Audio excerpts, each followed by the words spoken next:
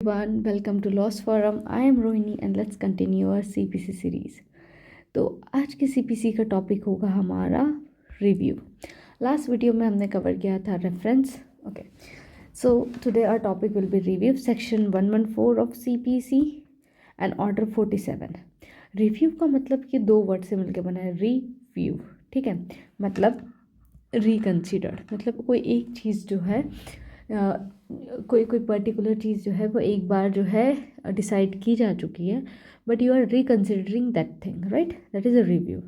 Okay, तो review का जो मीनिंग क्या होता है? तो judicial examination of a decree और the order by the very same जज. मतलब आप क्या कर रहे हैं, एक या तो डिग्री या ऑर्डर जो है वो पास कर दिया है किसी जज ने. अब वो सेम जज क्या कर रहा है, उसका फिर से जुडिशियल एग्जामिनेशन कर रहा है जो भी डिग्री या ऑर्डर उसने पास किया है. क्लियर?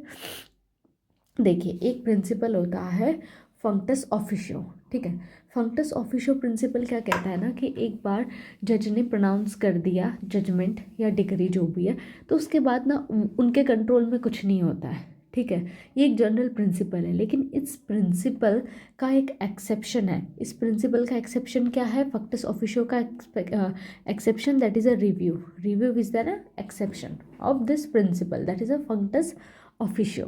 ओके, सो अब द क्वेश्चन ये आता है कि भाई रिव्यू का ऑब्जेक्ट क्या है. ठीक है, तो हो सकता है जो ह्यूमन मिस्टेक या एरर, लेट्स से कोई एरर या मिस्टेक कमिट हुई हो, तो वो हम लोग यहाँ पे जो है एक वे होता है कि आप उसे करेक्ट करें.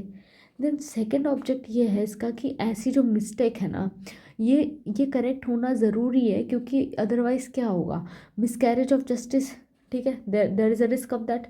And law has to bend before the justice. मतलब द लॉ, जो लॉ है हमारे कंट्री में या जो कॉन्स्टिट्यूशन हम फॉलो करते हैं, उसमें लॉ जो है वो हमेशा जो है वो सुपीरियर होगा.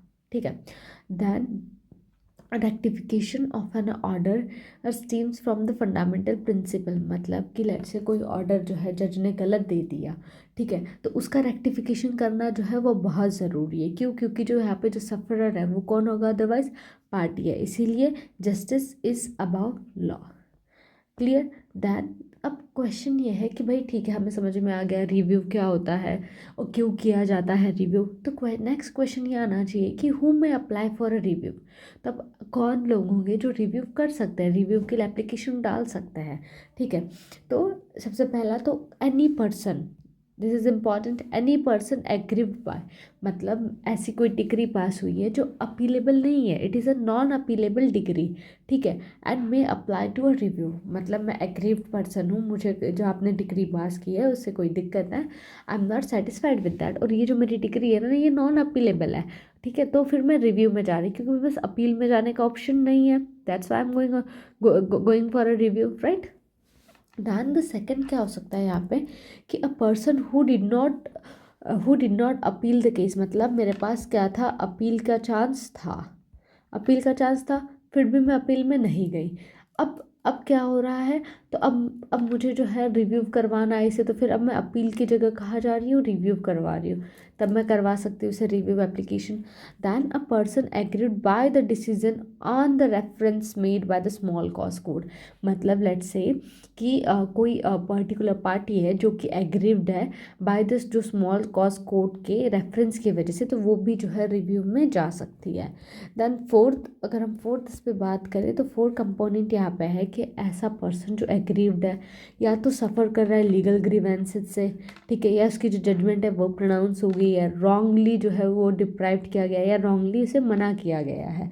तो इन सारी कंडीशन में क्या है, वो इंसान जो है रिव्यू के लिए जा सकता है रिव्यू एप्लीकेशन डाल के. तो कुछ ग्राउंड्स है रिव्यू के, किन किन ग्राउंड पे रिव्यू होगा, राइट? तो देर आर द 3 ग्राउंड्स जिस पे जो है रिव्यू हो सकता है. सबसे पहली चीज़ क्या होगी कि आपके पास ना कोई एक ऐसा इम्पॉर्टेंट और एकदम न्यू एविडेंस जो है आपको पता चला है, जो कि इसके पहले आपको नहीं पता था. It is very important, right? So the new और the important evidence has come in to the knowledge and could not be produce before the judgment. ठीक है, तो इसीलिए आप अभी प्रोड्यूस कर रहे हो, that's why you are going for a review. Then क्या हो रहा है कि कुछ ऐसा एरर या डिफेक्ट है जो कि अपेरेंट है। अपेरेंट मतलब कि एकदम क्लियरली दिख रहा है फेस ऑफ रिवर कि भाई ये तो गलत हो गया करके, ठीक है।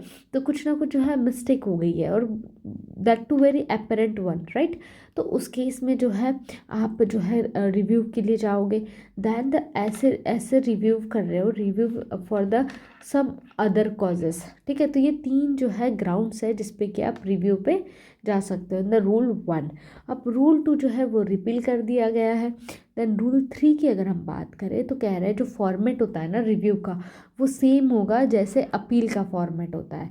तो सेम दोनों का फॉर्मेट भी सेम होगा, ये रूल 3 कह रहा है। अब रूल 4 पे हम आएंगे तो रूल 4 क्या कह रहा है कि अगर कोई सफिशेंट ग्राउंड ही नहीं है आपके एप्लीकेशन का, यहाँ पे सफिशेंट ग्राउंड किस चीज़ के लिए, ये रिव्यू के लिए। अगर रिव्यू के लिए आपके पास कोई सफिशेंट ग्राउंड ही नहीं है तो आपकी एप्लीकेशन क्या हो जाएगी, वही के वही रिजेक्ट हो जाएगी, ठीक है। दैन रूल 5 सेज कि अगर लेट से कोई जिस जज ने पास की है डिग्री वो अवेलेबल ही नहीं है, या वो 6 महीने से ज़्यादा के पीरियड पे जो है वो एब्सेंट है।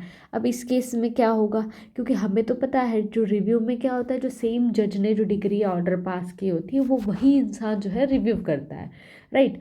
तो अब क्या होगा जिस केस में अगर वो एब्सेंट हो या अवेलेबल ना हो, तो जज जिसके पास सेम जुरिडिक्शन होगा ना वो ये मैटर को सुनेगा, ठीक है। रूल 5 क्लियर हो गया। Okay, rule 6। रूल 6 क्या कहता है कि when the review application is being heard by 2 और मोर जजेस। लेट्स से कि एक रिव्यू एप्लीकेशन है, तो ये जो रिव्यू एप्लीकेशन है ये 2 या 2 से ज़्यादा जो है जजेस सुन रहे हैं। तो फिर ये डिसाइड कैसे होगी, एक तो मेजॉरिटी के बेसिस पे and the opinion of the जजेस, right. 2 conditions. Then the rule 9 पे अगर हम आए तो रूल 9 क्या कह रहा है कि कोई भी ऐसा ऑर्डर रिव्यू एप्लीकेशन पे वो फर्दर रिव्यू नहीं हो सकता। लेट्स से एक डिग्री पास की कोर्ट ने, आप उससे रिलेटेड जो है वो रिव्यू में गए, रिव्यू में कोर्ट ने डिसीजन दे दिया, अब आप कह रहे हैं आपको फिर से रिव्यू में जाना है, तो ये नहीं होगा। ये ठीक है, लेकिन अगर आप सेकंड टाइम रिव्यू करना चाह रहे हो फर्दर रिव्यू, तो फर्दर रिव्यू जो है अलाउड नहीं है। दैन कुछ लिमिटेशंस आती है। अब वो क्या लिमिटेशंस है कि देखो 30 दिन के अंदर, जिस दिन डिग्री या आपका डिग्री या ऑर्डर जिस दिन आपका पास किया उसके 30 दिन के अंदर अंदर जो है आपको रिव्यू में जाना होगा। अगर आप 30 दिन के अंदर अंदर नहीं गए तो फिर आपका ये जो राइट है ये कर्टेल हो जाएगा। अब ये अपील में भी क्या है ना कि अब अपील में भी लेट्स से कि अगर उन्होंने कोर्ट ने ऑर्डर ग्रांट दे दिया कि ठीक है आपकी जो रिव्यू की एप्लीकेशन है, तो फिर आप जाइए अपील में। अगर आप ऑर्डर जो है रिजेक्ट कर दिया आपकी एप्लीकेशन का, तो फिर आप नहीं जा सकते। And the last important thing in this कि क्या कोई इनहेरेंट पावर है कोर्ट के पास, तो there is a no as such inherent power.